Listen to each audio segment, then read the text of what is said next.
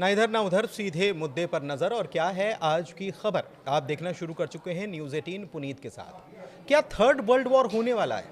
Third world war को लेकर चेतावनी अब रूस की तरफ से जारी कर दी गई है। और ये किसको जारी की गई है? वो जारी की गई है अमेरिका को और ट्रंप को, क्योंकि ट्रंप ने कहा कि पुतिन आग से खेल रहे हैं।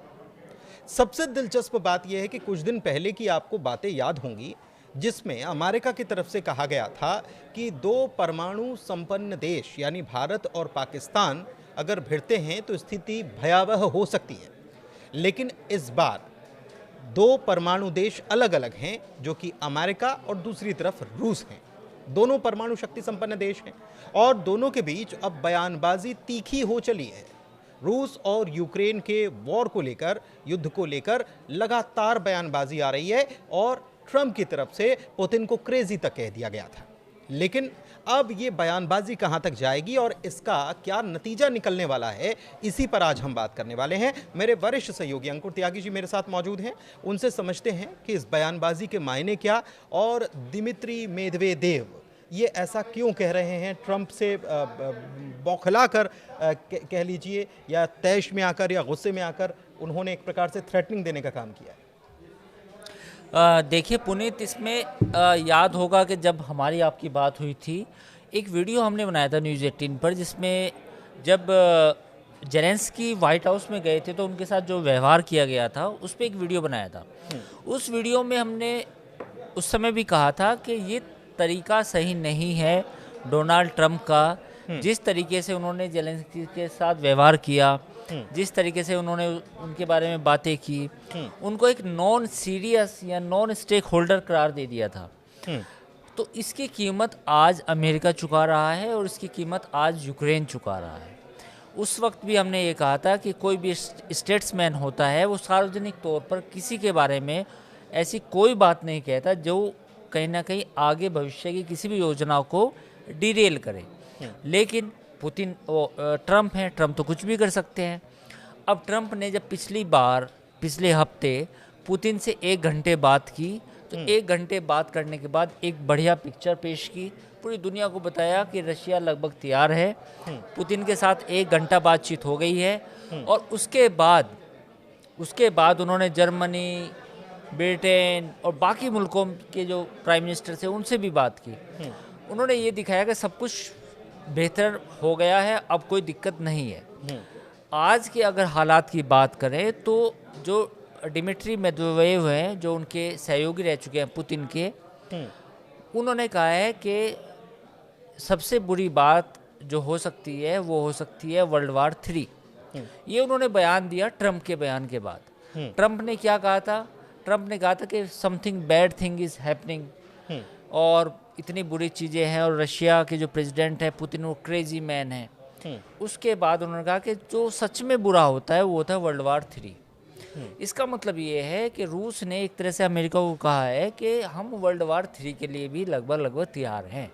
इससे पहले वो न्यूक्लियर अटैक की बात भी कर चुके हैं कि भैया न्यूक्लियर अटैक करना पड़ा या हमें न्यूक्लियर डिप्लॉयमेंट करना पड़ा तो वो भी हम करेंगे। तो ये पूरा मामला यूक्रेन का अमेरिका के राष्ट्रपति डोनाल्ड ट्रंप ने डिरेल कर दिया है, बहुत बुरी तरह से उलझा दिया है और इसका कोई हल फिलहाल नज़र नहीं आ रहा। लेकिन दिमित्री मेदवेदेव की बात को क्या वाकई में दुनिया को सीरियसली लेना चाहिए? मैं इसलिए पूछ रहा हूँ क्योंकि क्या उनका ये बयान या ट्रंप को ये थ्रेटनिंग या वर्ल्ड वॉर 3 की बातें जो हैं, क्या ये पुतिन की गुड बुक में जो हमेशा से वो रहे हैं उस गुड बुक में बरकरार रहने के लिए, या ये बटरिंग कह सकते हैं क्या? नहीं, ऐसा नहीं है। पुतिन ने भी कई बार कहा था कि अगर वेस्ट यहाँ पे हमारी तरफ कोई मिसाइल अटैक करेगा तो हम उस पर न्यूक्लियर अटैक कर देंगे यूक्रेन पर, और उसकी कीमत और बाकी यूरोपियन कंट्री भी भुगत सकते हैं। मेरा पॉइंट ये है कि न्यूक्लियर अटैक ना करे रूस, जो नहीं करेगा, जो मुझे लगता है, क्योंकि रूस इतना वैसा मूर्ख देश नहीं है कि किसी पे भी अटैक कर देगा। लेकिन वो रोज अगर 10 बंदे भी मारेगा यूक्रेन की राजधानी कीव में रोज अटैक होंगे, मिसाइल अटैक हो, ड्रोन अटैक हो या कोई बमबारी हो, और अगर ये 2 साल और चली तो यूक्रेन फिर उस स्थिति में पहुंच जाएगा जहां उसके लिए खड़ा होना भी मुश्किल होगा। तो यूक्रेन की हालत गाज़ा जैसी हो जाएगी। वो धीरे धीरे करता रहेगा, वो गाज़ा बना देगा, तो उसको तो न्यूक्लियर अटैक की ज़रूरत नहीं है। वो केवल एक पोस्चरिंग जरूर होती है कि कोई भी कहता है मैं न्यूक्लियर अटैक कर दूंगा, लेकिन रोज़ वो अगर जो बंदे रोज़ मारे जा रहे हैं वहाँ पे यूक्रेन में, वो न्यूक्लियर अटैक के बराबर ही तो है। भाई आप रोज़ यूक्रेन पे लगातार अटैक कर रहे हैं, वो क्या है? आप राजधानी कीव में अटैक कर सकते हैं, आपका डिफेंस सिस्टम काम नहीं कर रहा, यूक्रेन के पास सोल्जर नहीं है, अमेरिका से जो मदद मिलनी थी उतनी मदद अब नहीं मिल रही है, लोगों के लिए जो आम लोग हैं उनके लिए कुछ जो भी खाने पीने की चीज़ें हैं महंगी हैं, गेहूं की फसल जो पूरी दुनिया में यूक्रेन गेहूं का सबसे बड़ा उत्पादक देश है, वहाँ से गेहूं पैदा नहीं हो रहा, तो ये न्यूक्लियर अटैक ही है, it's equal to nuclear attack. तो न्यूक्लियर अटैक ना भी हो तो भी यूक्रेन की हालत दिन प्रतिदिन बिगड़ती ही जा रही है। तो अब ट्रंप जो कहते हैं कि चुटकी बजा के मैंने यूक्रेन ख़त्म कर दिया, मैंने इंडिया पाकिस्तान के बीच में दोस्ती करा दी, मेरे साथ लंच करो, डिनर करो, दोनों देशों के डील करो और मेरे साथ, मैं पाकिस्तान के साथ बिजनेस करना चाहता हूँ, मैंने हमास इजराइल के बीच में सीज़ फायर करा दिया, मैंने इजराइल ईरान के बीच में सीज़ फायर करा दिया, मैंने हुतीज़ के साथ सीज़ फायर कर ली, मैंने कहीं चाइना को सबक सिखा दिया ट्रेड डील तोड़ के, उस पर टैरिफ लगा के। ये क्या है? क्या है ये जो ट्रंप ने बीते दिनों जो कुछ किया, जिसकी आप जिक्र कर रहे थे ज़ेलेंस्की के साथ, और ये कहा कि हम मदद देंगे लेकिन उसके बदले पैसा वापस लेंगे, मदद नहीं है बल्कि वो ऋण के तौर पर उन्होंने बात कही, तो और बंद भी कर दिया मदद, यूक्रेन को बंद भी कर दी। फंस गए क्या ट्रंप अब? क्योंकि जिस तरीके से देखो, अगर आप कंट्री को एक प्राइवेट लिमिटेड कंपनी की तरह चलाना चाहते हैं तो ऐसे नहीं चलते। आपकी वैश्विक जिम्मेदारियां होती हैं। जब आप कहते हैं मैं दादा हूं पूरी दुनिया का, तो अगर आप दादा हैं तो फिर आपको कुछ सहना भी पड़ता है, खर्चे भी उठाने पड़ते हैं, गरीबों की मदद भी करनी पड़ती है, इंसानों की मदद भी करनी पड़ती है, इंसानियत भी आपको दिखानी मतलब रॉबिन हुड बनना है तो फिर आपको वैसा काम करना पड़ेगा। आपके अंदर फिर वो सारे गुणों की तवक्को होती है। ऐसा नहीं होता कि भाई मैं तो डील करना चाहता हूँ, यूक्रेन के साथ डील करूंगा, पाकिस्तान के साथ डील करूंगा। क्या डील करेंगे आप? लेकिन यूक्रेन तो फंस गया, अब ये बहुत बुरी स्थिति हो गई, और अब मैं तो इसमें करेंगे क्या? मैं ये तो कह रहा हूँ, रूस ने क्रीमिया का एनेक्सेशन कर चुका है, वो आधे यूक्रेन को 50% यूक्रेन को एक बफर जोन में तब्दील करना चाहता है। उसका गेम प्लान ये है कि पूरा Ukraine as a buffer zone ही काम करे। हाँ, मेदवेदेव ने ये कहा कि हम तो बफर जोन पोलैंड तक ले जाएंगे। पोलैंड का मतलब ये है कि पूरा यूक्रेन। हाँ, तो उन्होंने कहा कि पूरा बफर जोन है, अमेरिका की कोई प्रेजेंस नहीं होगी, कोई पेट्रोल सिस्टम नहीं डिप्लॉय किया जाएगा, कोई एयर डिफेंस सिस्टम नहीं होगा वहाँ पे, और वो बफर जोन क्रिएट किया जाएगा। तो रशिया की अपनी आपने जब यूक्रेन के प्रेसिडेंट को बुलाया और उनकी बेइज्जती की, you don't have cards, you don't have soldiers, you don't have some nothing, you are finished. जब आप इस तरह की बातें करेंगे तो उसके बाद क्या होगा? तो उसके बाद यही होगा। तो ये मैं ये समझना चाह रहा हूँ कि यूक्रेन फंसा या ज़ेलेंस्की फंसे या फिर ट्रंप इसमें फंस गए, क्योंकि ये ट्रंप जिस डील की बात वो कर रहे थे, अगर ये होता है बफर जोन बन जाता है तो ये तो पूरा रशिया का इलाका हो गया। पुनीत, ये बताओ कि ईरान वाले मसले में क्या हुआ? 5वें दौर की बातचीत हो चुकी है, 5 दौर, उसके बाद भी क्या फैसला निकला? आप मुझे बताइए। कुछ भी नहीं, सिफर है। ईरान ने कल क्या कहा? ईरान ने कहा कि हम हमले के लिए तैयार हैं, युद्ध के लिए तैयार, और हम अमेरिका की शर्तें जो भी कंडीशन नहीं मान रहे बिल्कुल, और जो हमारा हमने तय कर रखा है वो हम करेंगे। अच्छा, कल खबर आई हमास की तरफ से कि सीज फायर हो गया, बाद में क्या हुआ उसमें? बाद में ये हुआ कि अमेरिका ने कह दिया कि नहीं ऐसी कोई बात नहीं है, जबकि हमास ने उसका वेलकम किया था। हाँ, मतलब जो बातें हो रही हैं कुल मिलाकर वो एयर बबल की तरह साबित हो रही हैं। मैं यही कह रहा हूँ, आपने हमास डिस्कस किया, आपने ईरान डिस्कस किया, आपने यूक्रेन डिस्कस किया, कहीं लगता है कि आपको कि America as a influencer country जिसका दुनिया में दबदबा हो, उसकी बात कोई सुन रहा है? कोई सीरियस नहीं ले रहा। मैं यही बताना चाह रहा हूँ, कोई सीरियस नहीं ले रहा। रशिया ने कोई सीरियसनेस नहीं दिखाई। उन्होंने कह दिया कि ठीक है, आप वर्ल्ड वॉर 3 लड़ना चाहते हैं, लड़े।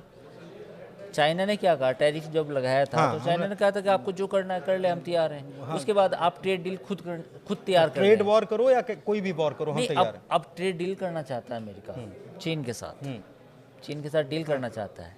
जो आपके सहयोगी हैं, अलाय हैं, भारत, इंडिया, वो एक अच्छा अलाई था।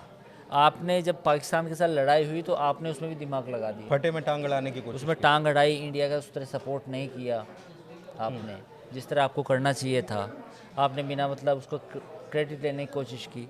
तो जब आप डील करना चाहते हैं तो आप डील करें, हम पूरी दुनिया देखना चाहेगी कैसे आप डील करते हैं।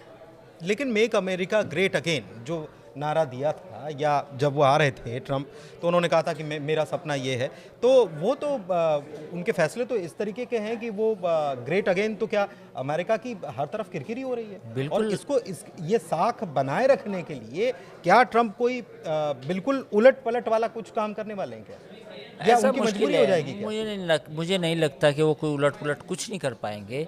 सिर्फ बातें हैं, काम कम है। उस तरह की बातें बोलना बहुत आसान है कि अभी आज कनाडा को फिर धमकी दी गई। नहीं तो वो तो ये कहा कह रहे हैं कि कि- वो आयरन गोल्डन डोम देने के लिए तैयार हो, आ नहीं, जाओ, नहीं, हाँ, 51 स्टेट बन जाओ, नहीं, ऐसा उनको कहा कि गोल्डन डोम के दायरे में आ जाओगे, आप पे कोई हमला नहीं होगा दुनिया में, you are free of cost हम कर देंगे वो फ्री सारी ऑफ कॉस्ट कर देंगे, one of the safest country हो। तो ऐसा वो डील ऐसे कर रहे हैं जैसे आपको मैं पैसे दे दूं और आप कहें कि आप अपनी सॉवरेंटी भूल जाएं। आप पोलैंड के हैं तो रहने दो, आप अमेरिका बन जाओ, लो पैसे ले लो।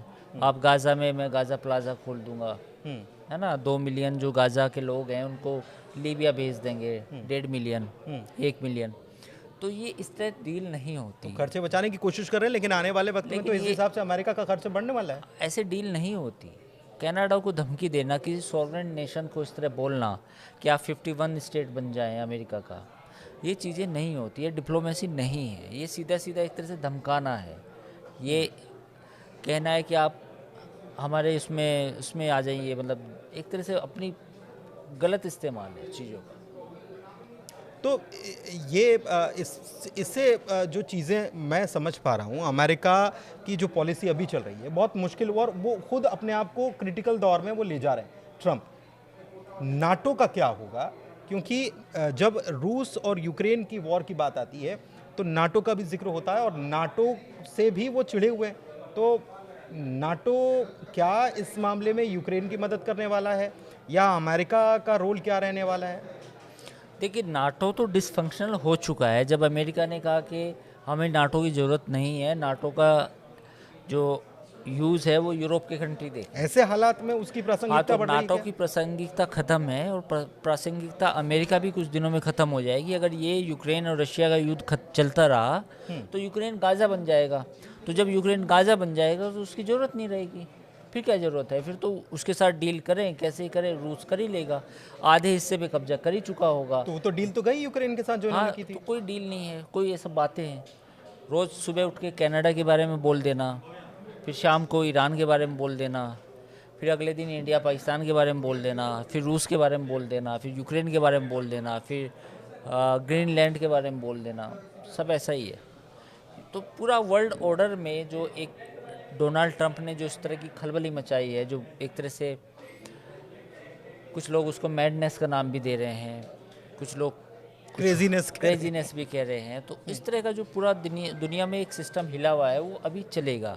क्योस है, चारों तरफ आप क्योस देखिए। हमास और इजराइल का युद्ध अभी ख़त्म हो जाना चाहिए था। 20 जनवरी को डोनाल्ड ट्रंप प्रेसिडेंट बने थे। 20 जनवरी के बाद अब 20 मई हो चुका है, उसके बाद भी मामला नहीं सुलझा। 100 दिन की बात कर रहे थे। 100 दिन की बात कर रहे थे। तो आप देखिए ना क्या हालात हैं। पूरी दुनिया का जो वर्ल्ड ऑर्डर है इस समय बिल्कुल तहस नहस है। और डोनाल्ड ट्रंप जिस तरह से हर बात में डील, हर बात में डील, हर बात में डील, ऐसी चीज़ें नहीं होती। ठीक है, कुल मिलाकर जो परिस्थितियां बनी हैं उसको आप समझ रहे होंगे। अमेरिका की तरफ से जो कदम उठाए, या सैंक्शंस की बात कही जा रही है कि यूक्रेन से जो वॉर चल रहा है रशिया का, उसको रोकने के लिए, उसको सबक सिखाने के लिए हम सैंक्शंस लगाएंगे। अमेरिकी सांसद जो हैं वो प्रेशर बना रहे हैं डोनाल्ड ट्रंप पर, ये भी बात सामने आ रही है। अब ये सैंक्शंस कितना असर कर पाएंगे रूस को? क्योंकि रूस ने तो कह दिया कि भाई हम एक चीज़ जानते हैं जो बहुत बुरी है, थर्ड वर्ल्ड वॉर। तो ये आगे क्या रंग दिखाता है, ये अब ज़रूर देखने वाली बात होगी, क्योंकि पूरी दुनिया की निगाहें इस बयान के बाद ये कॉन्फ्लिक्ट पर एक बार फिर से आकर टिक गई हैं। एक चीज़ ज़रूर है और मुझे लगता है कि इस बारे में हमको आगे डिस्कस करना चाहिए कि अब दुनिया में वर्ल्ड ऑर्डर किस तरीके से डेवलप होने वाला है आने वाले वक्त में, इसको लेकर हम डिस्कस करेंगे और बताएंगे कि कैसे चीज़ें अब बदल रही हैं, क्योंकि एक वक्त था और लंबे वक्त से अमेरिका जो है वो मुखिया की भूमिका या मैं ही मुखिया हूँ ये भूमिका निभाने की कोशिश करता रहा है, दुनिया को बताता रहा है। लेकिन क्या अब ट्रंप की तरफ से जो फैसले बयानबाजियां हो रही हैं उसके बाद एक नया वर्ल्ड ऑर्डर तैयार हो रहा है, इस पर एक वीडियो ज़रूर आगे आने वाले दिनों में हम बनाने वाले हैं। फिलहाल इस वीडियो में इतना ही, चर्चा को समाप्त यहीं करते हैं। चर्चा कैसी लगी ज़रूर बताइएगा कमेंट के जरिए और हमारे चैनल को लाइक कीजिए, सब्सक्राइब कीजिए। धन्यवाद।